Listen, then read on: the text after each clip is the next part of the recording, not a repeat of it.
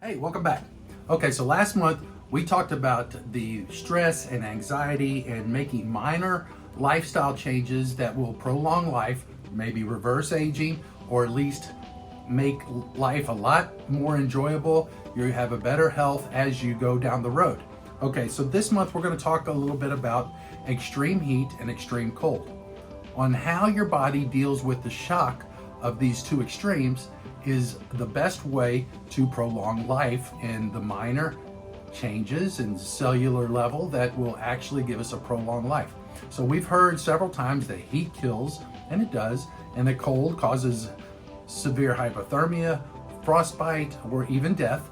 And we know that these things, and we are always combating these things. So with that being said, let's talk about the actual benefits of extreme heat and extreme cold. Let's do this.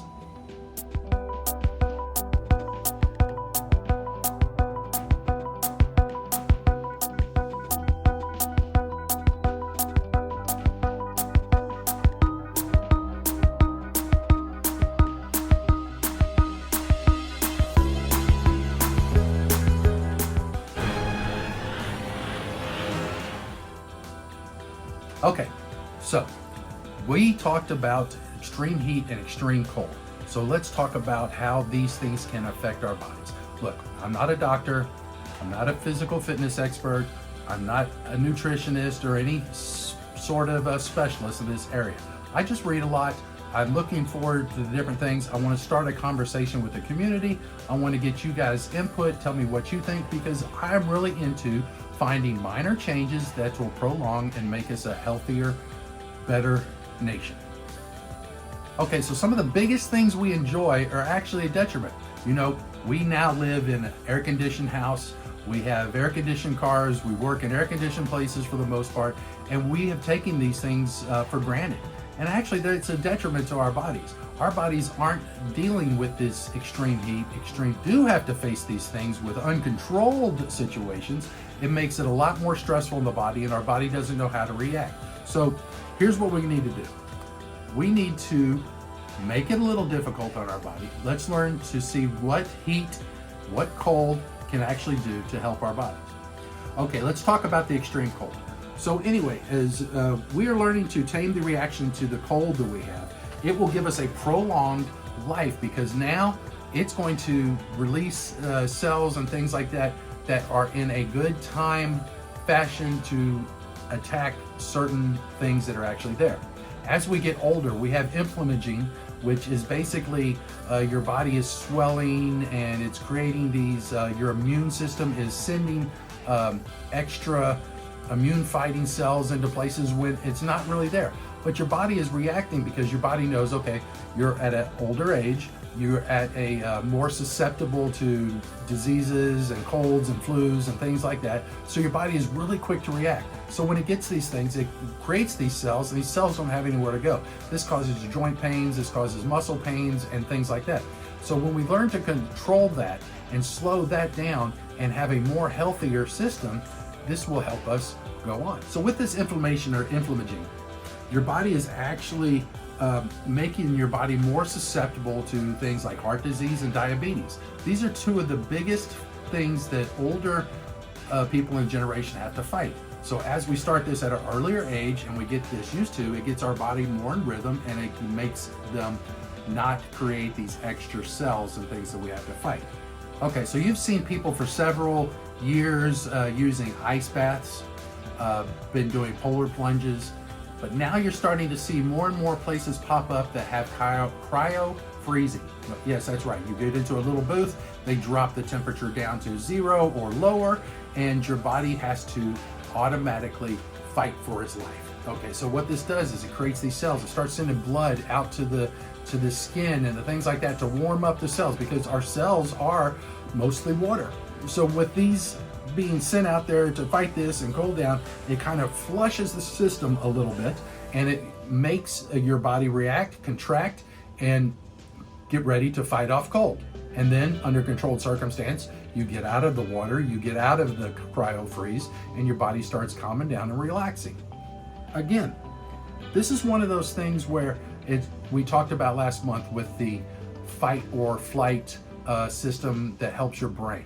So we know that we're in a controlled situation like cryo, ice bath, something like that, that we will survive. We're putting our body to the extremes. So we take our stress reactions, deep deliberate breaths.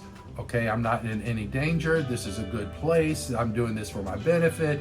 All those type things, again, helps your mind as well, because then you're overcoming the situations and it's learning your body to not overreact to stressful situations. Okay, so when we do these things, it will help our body fight inflammation, and it will help us prolong our life and have healthier cells.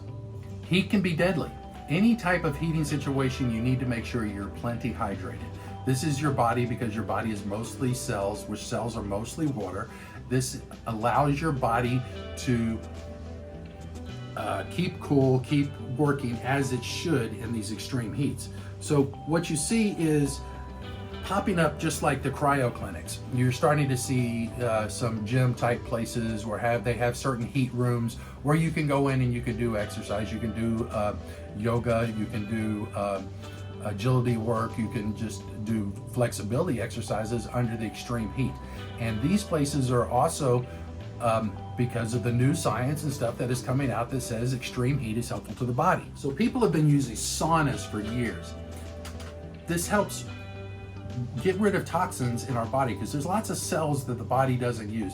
And when we start getting into extreme heats and your body starts reacting to it and everything, it gets rid of some of those dead toxin cells, and it will help us live a better life. It's a kind of a way of just cleaning out our cellular closet, if you will. It basically takes all that excess, flushes it out in the water, and gets rid of the bad cells. So think about this. A calorie is a measurement of heat. It actually is the heat that it gives your body energy to work through the stuff like different processes as it moves the muscles and all these other things. Okay, so you have to have heat to burn calories. So when you get into the extreme heat, it has extreme shock proteins released that will help burn and clean out, and it makes a better environment for these muscles to work and things to do. So that's why you've seen these places start to pop up, and let's use these things. Let's get an extreme hot bath, or let's go into a cryo, or not a cryo, one of these heat closet places or a sauna, and let's help clean out our systems. So when we use these two methods together, this actually helps our cellular clean out the toxins. It helps produce more immune fighting cells in a moderation that's not going to be overloading, and it helps us basically live a better, longer lifestyle. Intelligent use of these methods will help us go through our stress process, help us get rid of the bad thoughts. We know this is going on, we know this is for our benefit, so it's one of those things that is actually good for our mind as well. So just remember, it's mind over matter. Next time you find yourself out in extreme heat or extreme colds, make sure you're well hydrated, make sure you're plenty insulated, and make sure you understand that some of this is actually helping you. Take little bitty things out into the extreme cold. Take little bitty trips out into the extreme heat for a while. Let your body relax. Let your body do what it does naturally to clean out and create more immune cells. So takeaways. So these minor changes will give us drastic benefits, okay? Like we've discussed before, when your body reacts to these situations, it's actually doing good for the body. So start off simple. Take a shower as hot as you can stand it for at least 3 to 4 minutes. Then, when you are clean and ready to get out of the shower, turn it to as cold as it possibly get and sit in there for 3 minutes.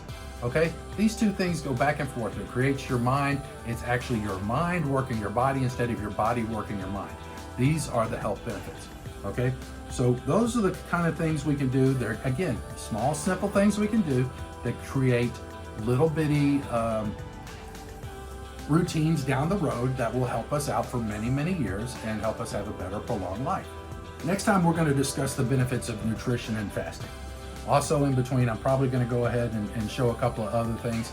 I I'm going to show how I took my goggles and made a glasses that go in there, real simple process, and now I am able to see so much better with whenever I swim. We'll talk about that, and then maybe we'll show you the new set that I got, and how we'll unwrap it and then go through the different stuff, so that again, these are snorkeling is just an amazing thing that helps relax your body. You're in nature and it helps you just be in a relaxed atmosphere. It's amazing that when you're snorkeling, you can sit there and swim and snorkel.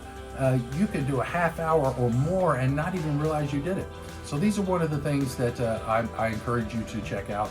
And we'll talk about that, as well as getting into the next 3 in this series of minor changes that benefit us health-wise. All right, let's do better and prolong life.